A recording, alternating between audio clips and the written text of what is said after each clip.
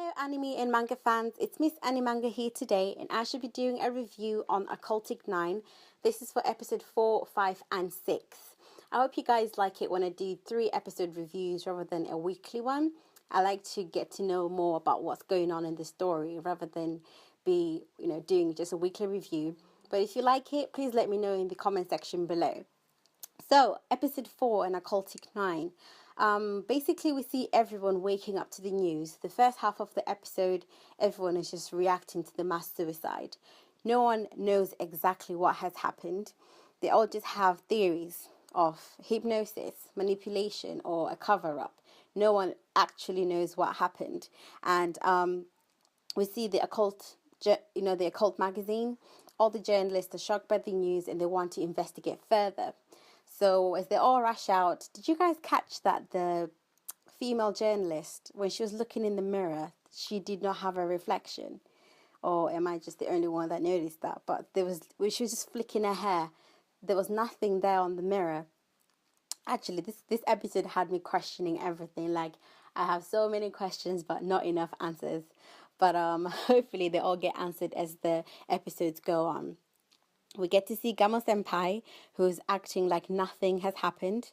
I guess he's also trying to, get back to normal.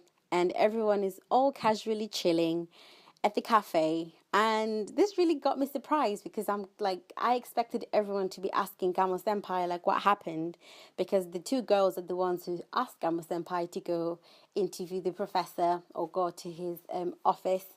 And they all know that the professor's dead. So they all should have been asking Gamo what happened when he got to the office. But no one's asking any questions, which is really strange. But okay, I guess everyone is trying to get on with life. But they all seem to be gathered around and they're talking about the Kirikiri Basura, which is thriving due to this incident. It's great for business as everyone is currently interested in the occult stuff since the whole mass suicide, as everyone's intrigued and they want to know what's happened. So the current theory that everyone's got is, of course, the occultic world. And Kirikiri Basura seems to be thriving off that. But, Gamo Senpai was trying to say something, but it was really, really difficult to focus. She does not help. It's such a distraction. I think he's trying to say something important, but I can't even remember what he's trying to say because this is too much. But yeah, anyway, moving forward to the other characters. Holy crap, we got to see the ghost. All this time, I secretly hoped that it was Aria's brother, and it's not, which was a little bit of a disappointment. It was just some random guy who stopped her from committing suicide. I'm not sure why. Ever since then, they have both stuck by each other, and he's helping her out, which we're not sure why he's doing that. I actually like the interaction more of Mayu and Sumikaze, the journalist, and they were talking about Kirikiri Basura, and it kind of got me questioning, why is this blog such an important factor to the anime? And Sumikaze hints that there's something written on the blog that might be linked to the mysterious deaths, which really got me excited. I really wanted to know more, what's going on in regards to Gamo Senpai and his blog. And then episode 4 kind of ends with Yuta walking home, doing his routine with the key, trying to fit it in every single keyhole. But he bumps into Sarai, the professor's son, and he starts to run away. He runs away. I guess guilt has caught up with him. But that's where episode 4 ended. Then episode 5, it was more enjoyable. We see that Sarai catches up with Yuta, and Yuta is obviously peeing his pants. He's so scared. And, Sarai ends up telling him that he's not angry at him. He just wants to know, if he's got any information in regards to his father's death, because the police are not telling him anything, and he wants to investigate the issue himself as well. And, Yuta decides to tell him that the only thing that he saw was his father's dying message, which was the word code. I was really confused why Yuta didn't tell him about him extracting the key from his father's mouth. But again, I guess he will have plenty of opportunities for him to share that information, since though him and Sarai have decided to investigate this together. Um, we see that Sarai takes Yuta to his father, to his house, and he tells Yuta to go into his father's study because he's not yet ready to go in there. Yuta goes into the study and he's looking around. He's looking around and he's trying to look for clues to find out what the word code is, but nothing. There's absolutely nothing.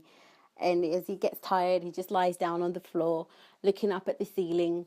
And at that moment, that's when his little radio friend tells him to look closely at the ceiling, as there's a pattern there.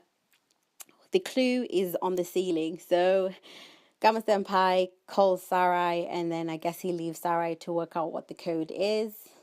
Yeah, which I found to be really strange. Like, who is in that radio? Like, how do they know so much? How? Then we get to see the detective, who is snooping around everywhere, and he seems to be visiting and questioning everybody.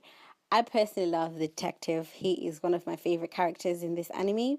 I love his personality, and I love how he questions people. Like, he knows what you're gonna say. He probably knows the truth, but he just enjoys digging and making people sweat.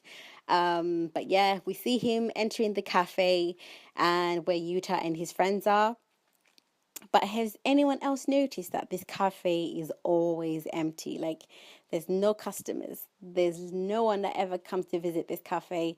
Every time we're in the cafe, it's always the Kirikiri Basura gang, and today there is the detective that's walked in. And the detective has some questions, and they all seem to be aimed at Utah. Um, I really enjoyed seeing Yuta's face collapse, especially like when the detective was asking him, so, like, have you pulled out any molars before?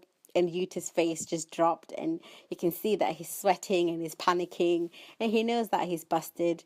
But the detective just leaves the cafe. Like, he didn't, like, he just walks and gets out. He doesn't even arrest him. He doesn't do anything. He just leaves him there sweating, and then he just goes about his business, which I'm questioning why. Yeah, that's another creepy part, which I think it kind of adds the element to the mystery. We are taken to the other characters, the mangaka and the creepy boy. Like, the two of them together is really creepy to me. Yeah, I'll just leave it there. I really find that boy so creepy. I just can't even speak about him because he's just that creepy to me. And then we're taken back to Sarai. He discovers the names of all the dead. His father must have known something about this because he knows all the names, and all the names that he found equal to the number of the people that are dead. And we realize that the manga is also linked to everything that's going on. Kind of left that on episode 5, but personally, episode 6 was a game changer for me personally. I did not see any of this coming. I wasn't ready. I was not ready at all. It just happened, and you just sitting there like, whoa, what the heck just happened? The plot got thicker, and plot twist. And I don't really want to spoil anything for everyone. Guys, you definitely need to check it out. But basically the Kirikiri Basura gang, I'm gonna call them Kirikiri Basura, but gang. They're on the phone to someone, and the person's telling them about this cursed box, which is called Kotoribako. I think I'm pronouncing it wrong, but yeah, about this cursed box that seems to kill women and children. This information, I think it's from the journalist, leads the group to look into the manga, and they see that there is a shrine which might actually hold this box. Whilst they're all, investigating and trying to go to look for the shrine, she kind of points them to the right direction, which shrine they go to, and she warns them to look out for the boy who has white hair. So I'm guessing the boy with the creepy little boy that we last saw with Chi-chan. But then we see the group, they find their way to the shrine, and oh hey, look, it's the boy with white hair with a box. Now this was really creepy for me. The box covered in blood, you can just see the blood oozing out. Like I'm guessing there's just dead bodies inside there that have been mushed all together, and like this guy must be really psychopathic. He must have really lost it because he keeps saying to the people, like to the gang, that he is not gonna go to jail because he's a minor. So what he's doing is probably justifiable because no one's gonna, there's no consequence to what he's doing. And I'm not sure which type of world he lives in, because anybody who commits a crime like murder, they should face some, jail time. But yep, looking further into the box, it's just oozing out with blood, and it's something you just definitely don't want to touch. But then we see, yeah, it's sad. Quite an emotional scene, and guys, check it out. Just check it out. And then it kind of moves away from there, and we're also introduced to this group of elites who want to be immortal. But yeah, this group of elite guys want to be immortal by them releasing the soul from time, allowing them to still be able to function and do stuff. So I'm guessing they're the ones who probably did the whole mass murder thing. They killed everybody trying to do the whole experiment on their journey to immortality. I want to know more about why they want to do this. And the final scene. Can we just talk about that plot twist? Like, I did not see that coming at all. Guys, please definitely check it out. Like, I was sitting there, and then when it all hit me, I was like, oh my gosh, didn't see this coming at all.